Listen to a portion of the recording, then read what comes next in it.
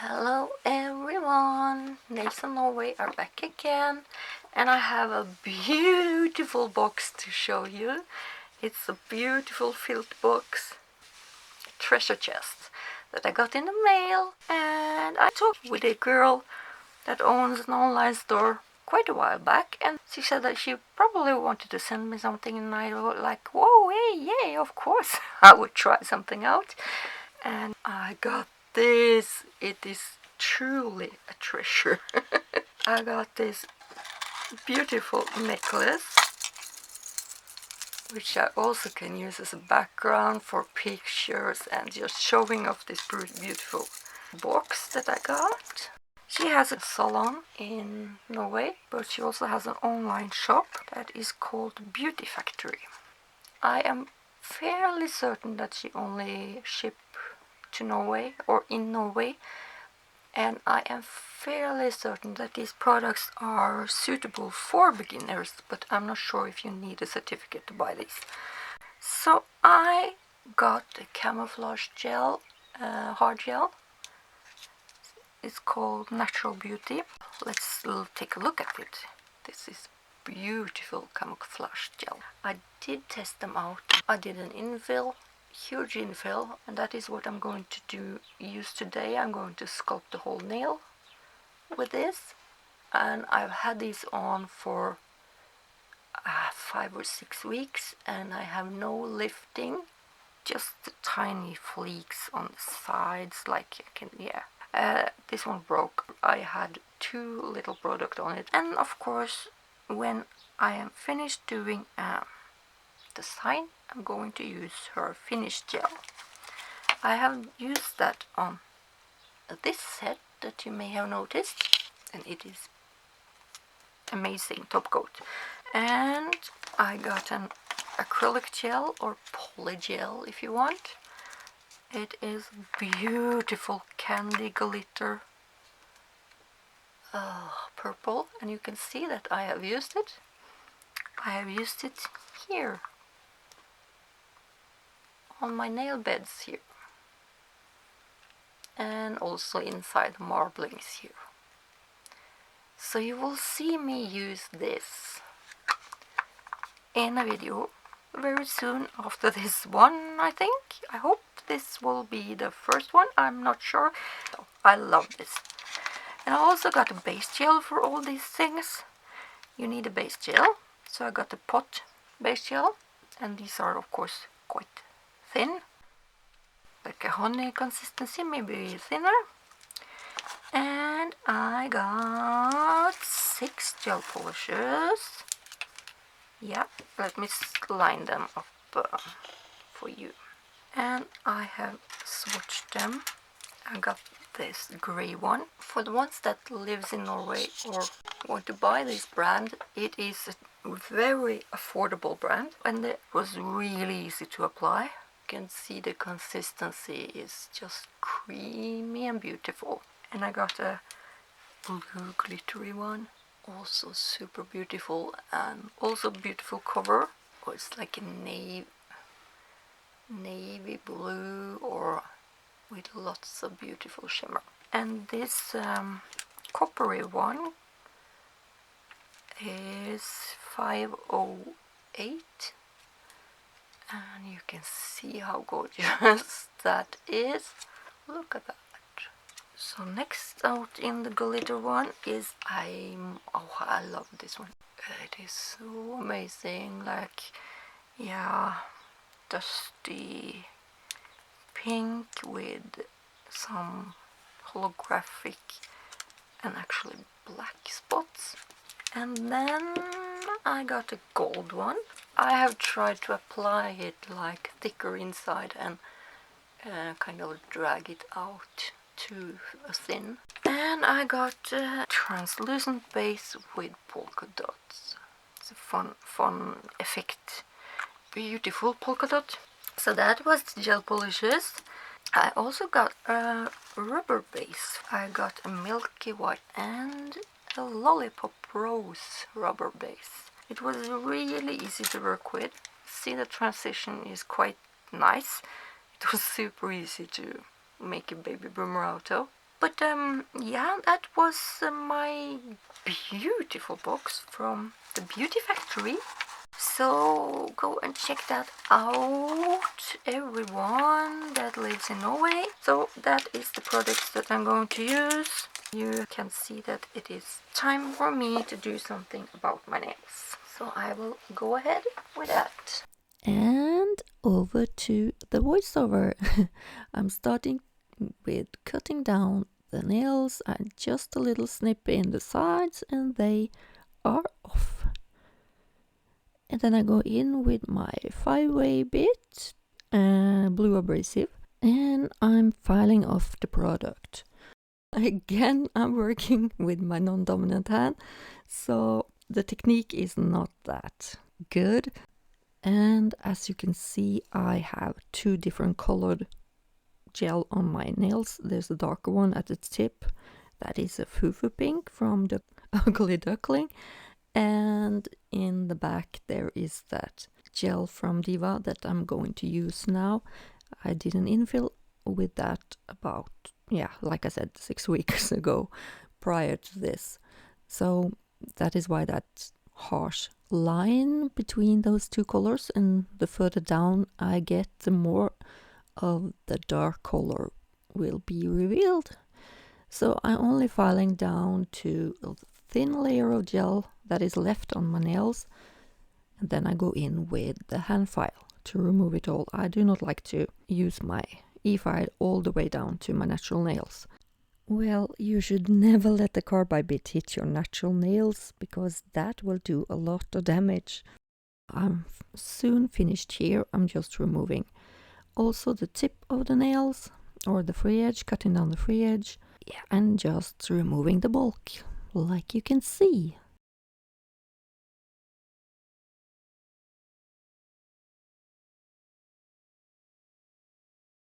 And then I go in with my hand file. I file down the free edge even more. I file it very short so that when I put the forms down, there will be no ledge or product in between the form and the free edge. And also you can angle the form any way you want, because you do not have that free edge that is in the way of anything. So, and then I remove the rest of, almost the rest of the gel down to almost like a base layer. And then I use the orange wood stick to push back my cuticles and slightly separate the cuticles from the nail plates. So you slide it underneath like you would peel off a sticker or something.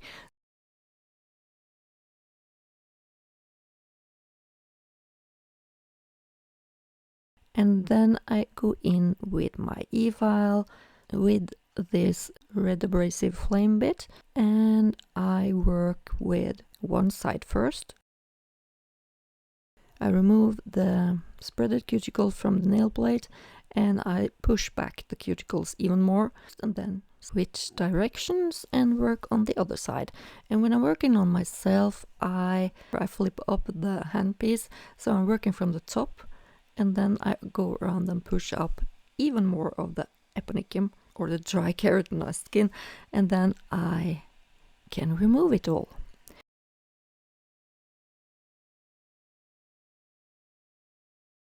So one side first, and the efile is about 16,000 RPM, and then I twist the handpiece upside down like I said, and I push it even further back, and the bit is not in contact with the plate at this time. I just work on the cuticles.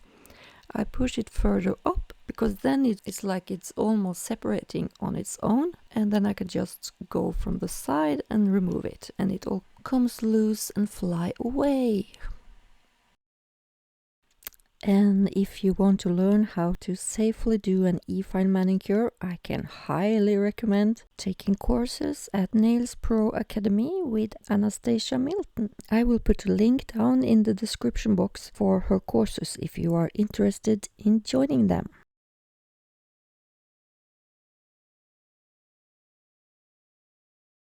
You can see that this skin is very loose, because when you push it back, the dead skin will separate itself from the living skin. And there it flies away. This is so satisfying.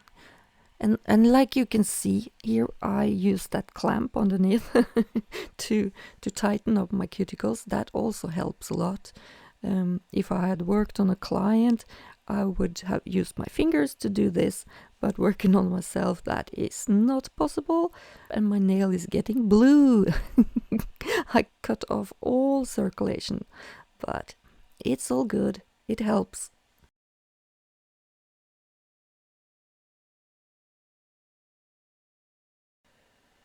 Next step is then to use my hand file to lightly buff the surface of the nail or remove the surface shine.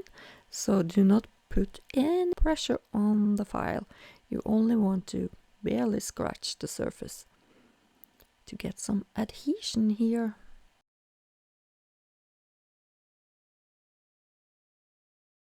And remove all the dust before you apply the forms. I have already pre-cut them and I'm just attaching them, kind of like a straight application.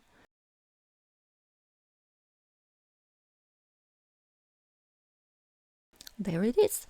And then I go in with a dehydrator and then the primer. I am actually not sure what kind of brand I used here. This video is old. I will talk about this later on, but this is a newly edited video with old nails, and I will tell you why.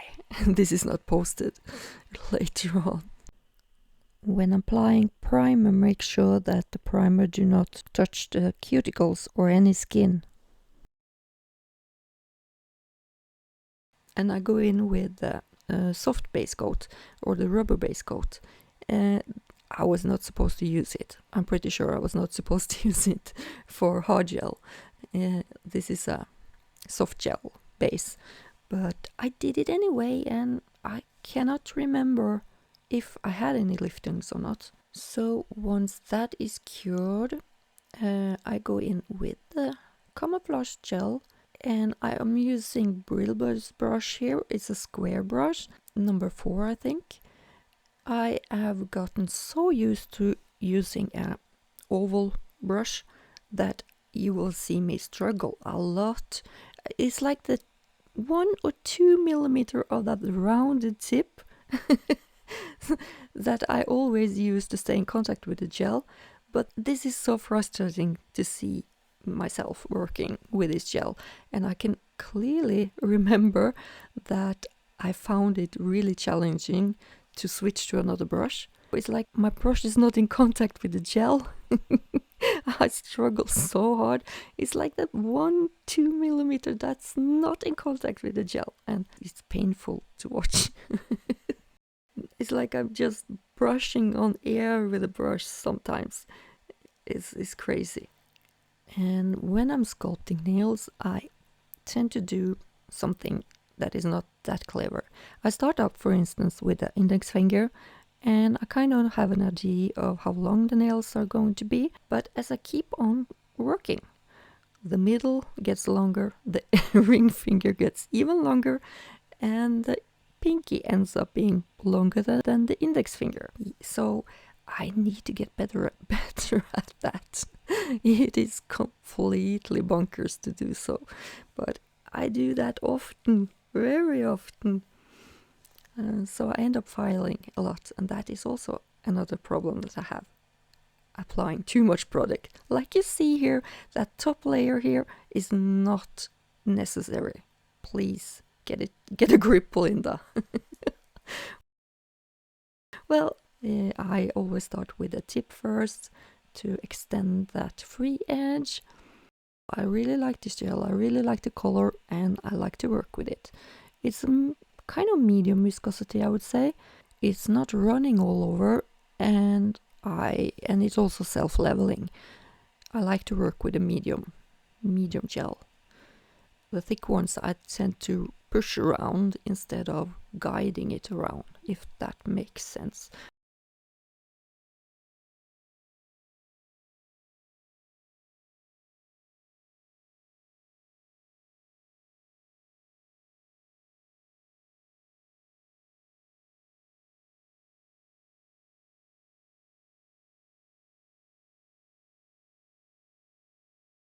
And now it's the ring fingers turn to get some gel, and you can see that for years it's getting longer and longer. And that is why we actually have those numbers on the forms. So try to use those, Elinda. That would be helpful. And I'm using NSI's forms here. They are really stiff and good. I have a slight problem. If I have them too long on my nails, they tend to open up a little bit. But that is just me because I'm working with my non-dominant hand. And like I mentioned earlier, this is an old set. It was buried in between my videos because I was so unsatisfied with these results. You can see it's a messy application. I flood the cuticles. My left hand's glove is full of gel. And yeah, it was so messy that I did not want to edit this. But it took me a year and a half, and I was like, I need to edit something. And I pulled it out again, and I was like, yeah, this, I know why this was not put up. Well, sometimes we have to show our weakest sides as well, not the best ones. So this is me not on the best side. Absolutely. The nails are getting longer and more messy. So please, I am you. Understand that I'm a human too. We set so high expectations to ourselves. It's just ridiculous. So get a gel onto that nail and smooth it out as good as I can before curing in between each layers. And we are soon finished with the sculpting.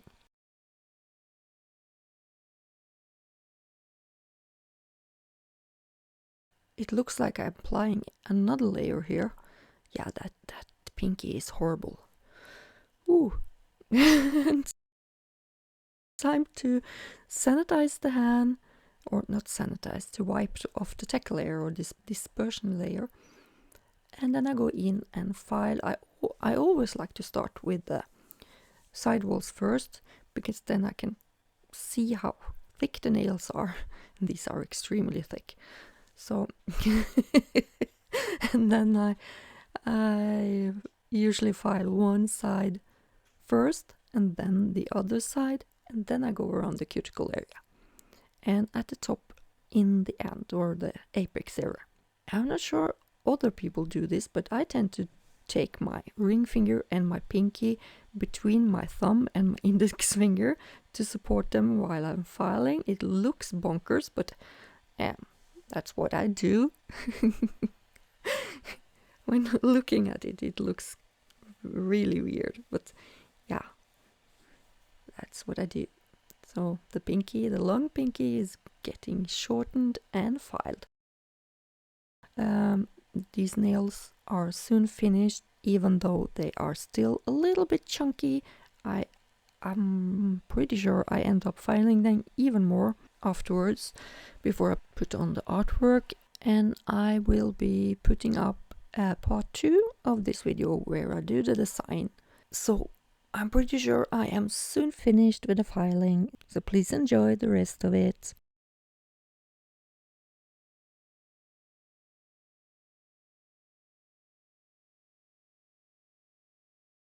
And this is the result so far.